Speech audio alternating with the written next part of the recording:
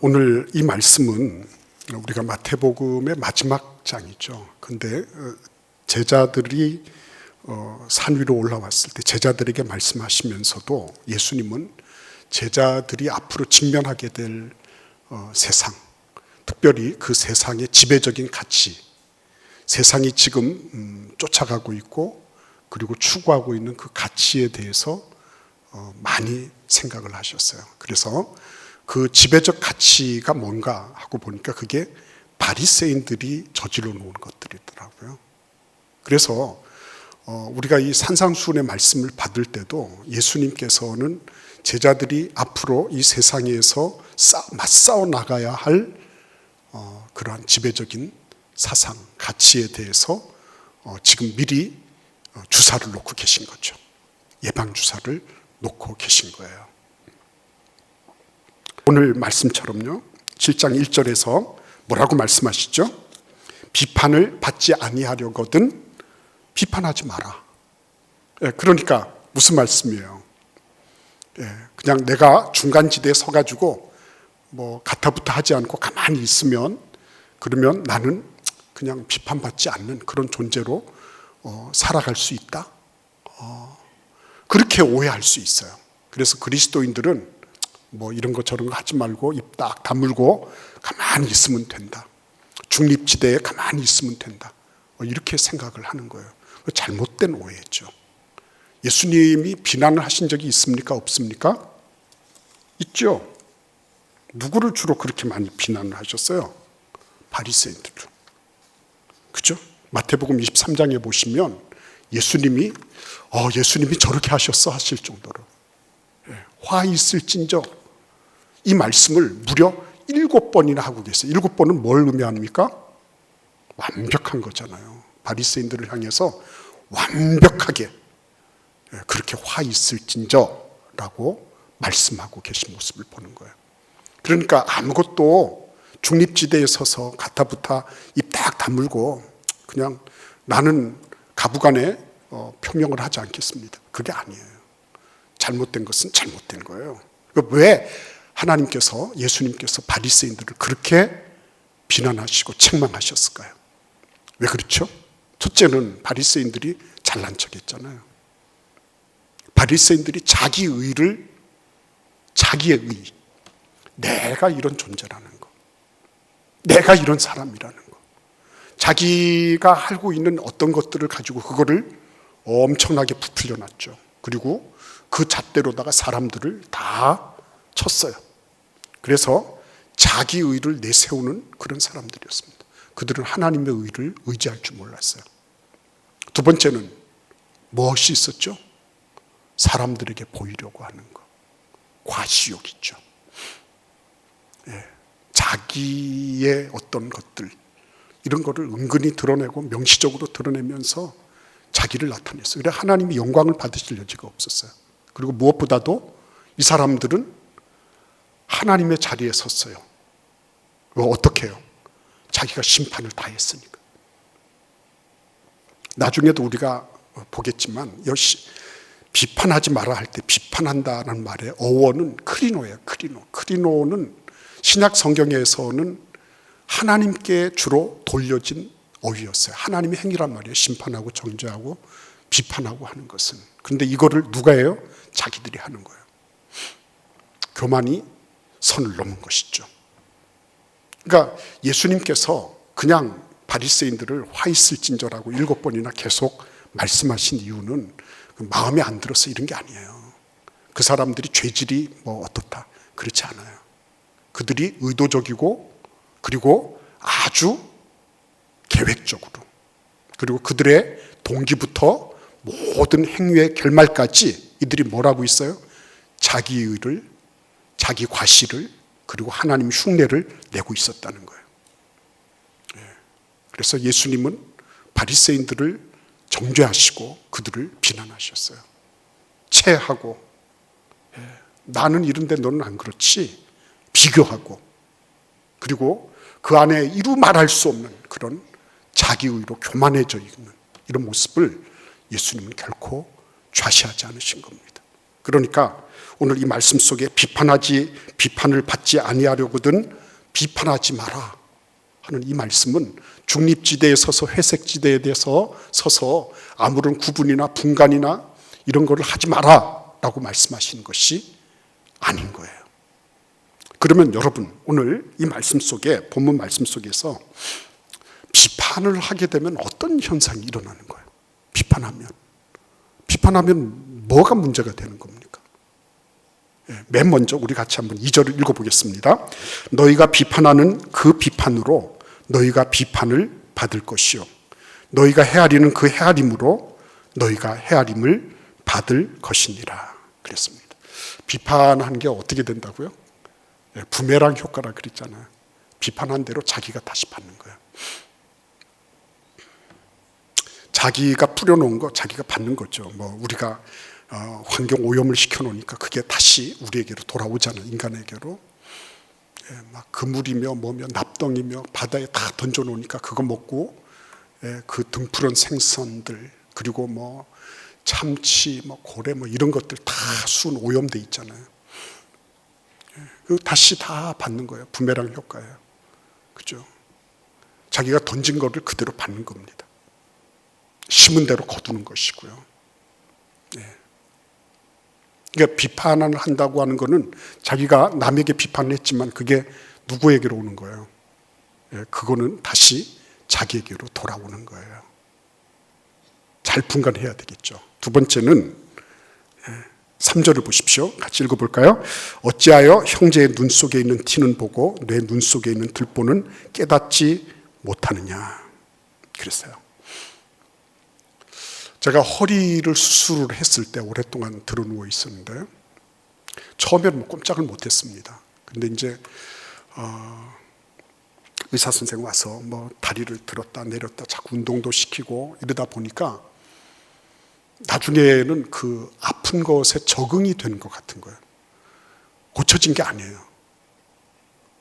그게 무슨 근원적인 어떤 치료를 받은 게 아니라 그냥 고통에 적응된 거예요. 나중에 제가 생각하니까. 그래서 일어설 수 있을 것 같더라고요. 그게 아니었어요. 보니까. 고통에 적응한 거예요. 고통에 적응한 거. 그런데요.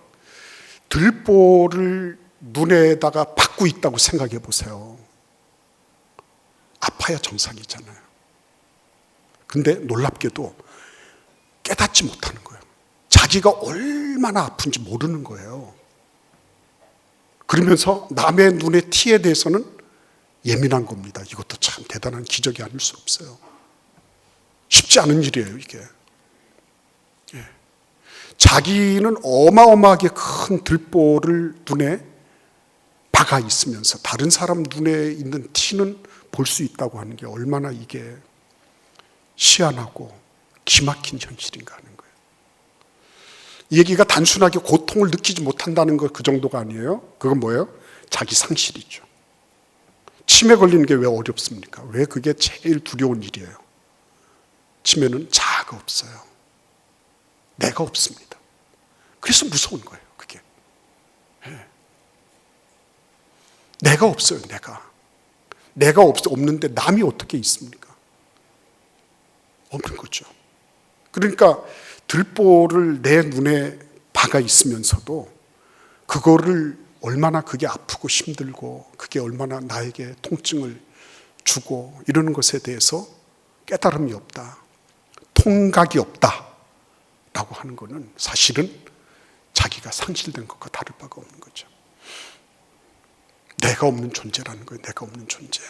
그러니까 비판을 열심히 잘하고 모든 학문의 근거가 비판 정신에 있고 다 옳은 말이에요. 그러나 여러분, 그거 해서 내가 다시 받고요. 그리고 그것은 사실은 나를 돌아볼 수 없게 만들기 때문에 결국 그것은 뭐예요? 자아 상실을 의미한다는 것입니다. 어쩌면 영적 치매의 증상이기도 한 거예요. 그런 면에서 보면. 우리 같이 한번 4절도 읽어볼까요? 보라, 내 눈 속에 들보가 있는데 어찌하여 형제에게 말하기를 나로 내 눈 속에 있는 티를 빼게 하라 하겠느냐. 5절입니다. 외식하는 자여, 먼저 내 눈 속에서 들보를 빼오라. 그 후에야 밝히 보고 형제의 눈 속에서 티를 빼리라. 엄청 가슴 아픈 말씀이죠. 이게 말은 해요. 4절처럼 내가 너 티 빼줄게 후 해가지고 날려줄게 막 이렇게 한단 말이에요. 예, 말도 하고 막 해요. 그러나 실은 뭐죠? 할 수가 없는 거예요. 해결 능력이 없는 겁니다.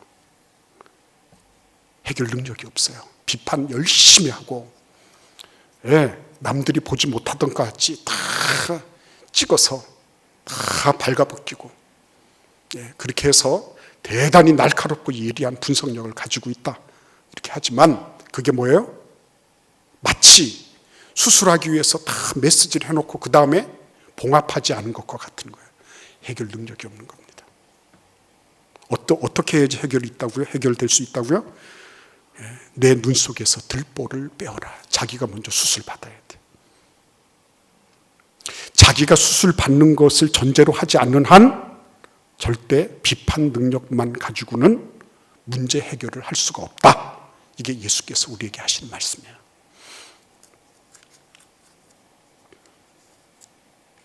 그러니까 여러분, 비판을 예수님께서 너희들은 그냥 무골호인으로 아무런 비판 능력 없이 비판을 삼가하고 그리고 비판을 중지하고 그러면서 그냥 중립지대에서 적당하게 살아라, 회색지대에서 살아라 이렇게 말씀하신 게 아닙니다. 비판이 가지고 있는 그 폐해, 비판이 가지고 있는 부정적인 영향력, 이거는 이루 말할 수 없다는 것입니다.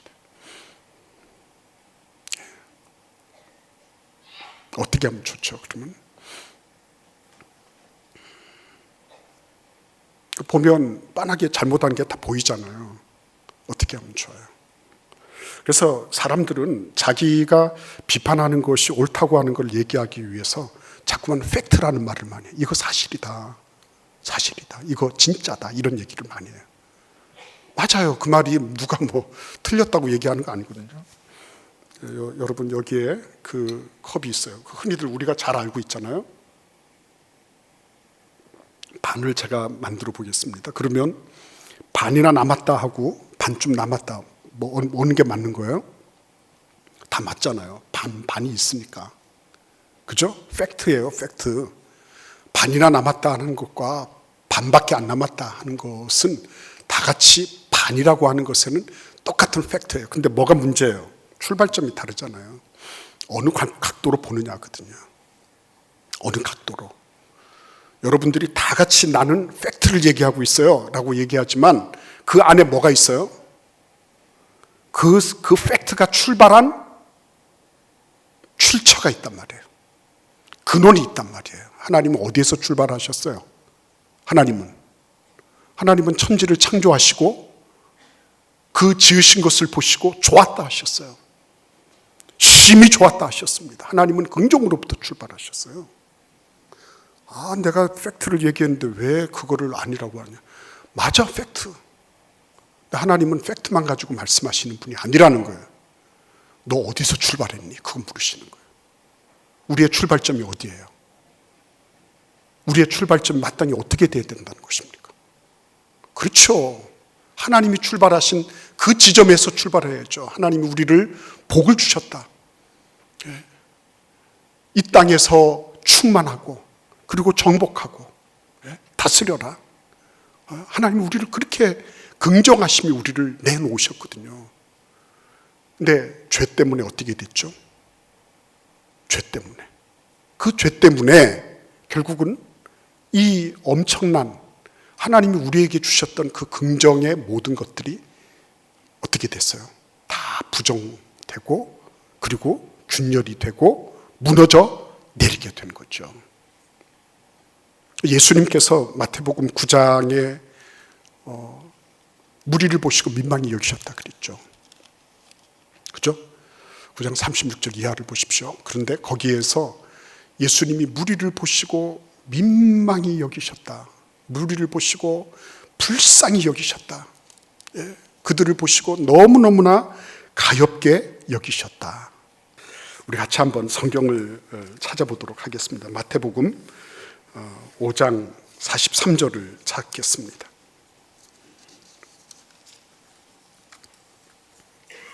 마태복음 5장 43절입니다. 같이 읽어볼까요? 또 내 이웃을 사랑하고 내 원수를 미워하라 하였다는 것을 너희가 들었으나 나는 너희에게 이르노니 너희 원수를 사랑하며 너희를 박해하는 자를 위하여 기도하라. 그렇죠? 내가 막상 그런 은혜로운 마음 가져도 참 하기 힘들어요. 그런데 그때 어떻게 해야 돼요? 원수를 위해서도 기도하라 그랬거든요. 원수를 위해서도. 예, 그 사람이 비록 원수 같다 할지라도 위해서 기도해라 이렇게 말씀하셨어요. 예. 너무 급하죠 우리가. 그냥 빨리빨리 그냥 착착착착 그냥 탁 치고, 그죠? 딱 자르고 그냥 이렇게 싹 정리해버리고 이러면은 다 쉬울 것 같아. 그런데 결코 그렇지 않아요. 왜? 하나님이 우리를 그렇게 봐주시기 때문에. 하나님이 우리를 오래 참지 않으셨으면 우리 가운데 어느 누구도 이 자리에 있을 수 없을 거예요. 하나님이 우리가 잘못한 대로 그때그때마다 심판하셨으면 아마 막 눈도 뽑히고 막 팔도 나가고 막 이래가지고 제대로 우리는 존재할 수조차 없을 거예요. 하나님이 오래 참으신 겁니다. 오래 참으신 거. 우리 야고보서도 같이 읽어보겠습니다. 야고보서 6장입니다.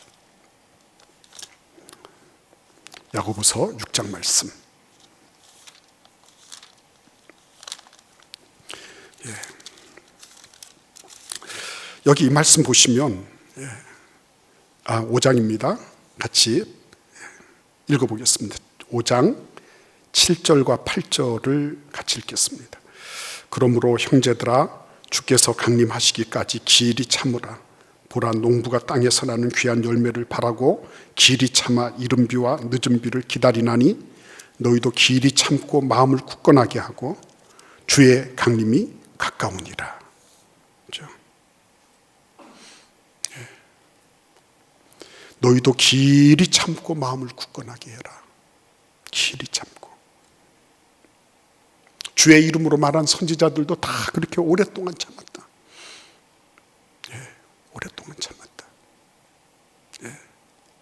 그래서 길이 참는 이 부분이 정말 필요한 거예요. 쉽게 내 눈에 보이는 대로 나타나는 대로 이리저리 자르고 붙이고 이렇게 해서는 안 되는 거죠. 예. 그리고 놀라운 말씀이 있죠.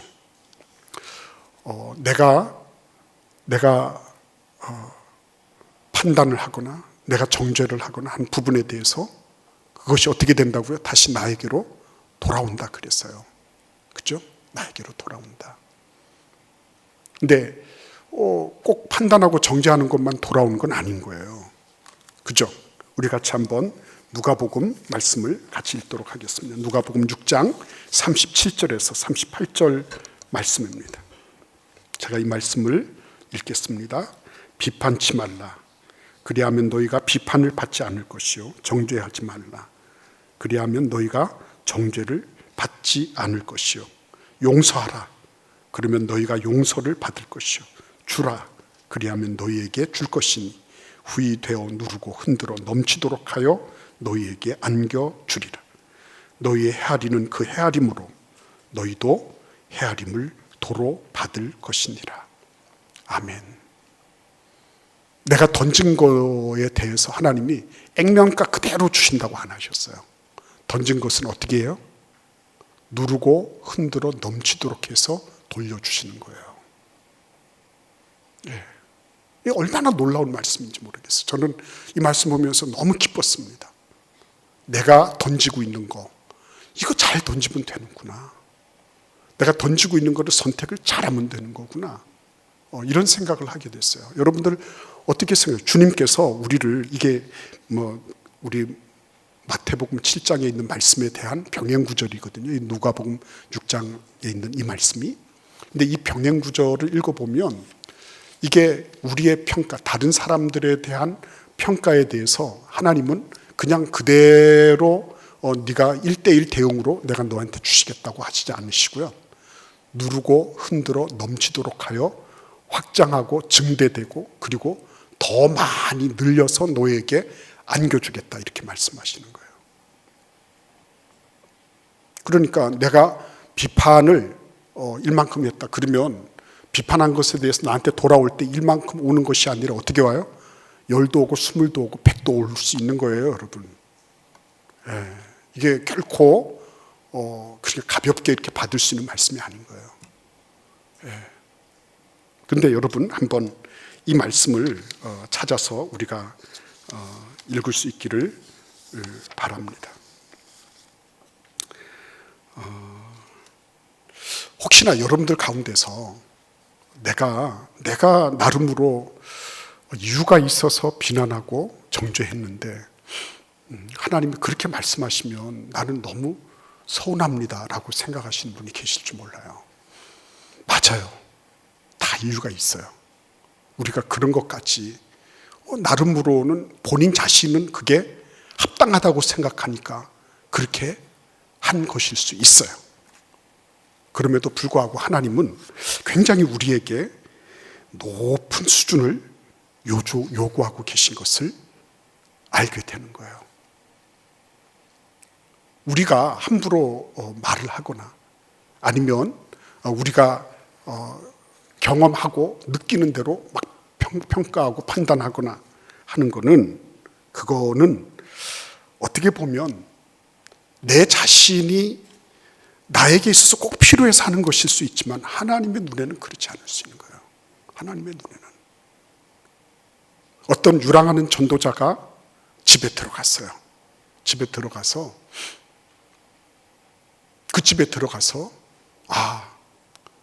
내가 지금 전도하다가 왔습니다.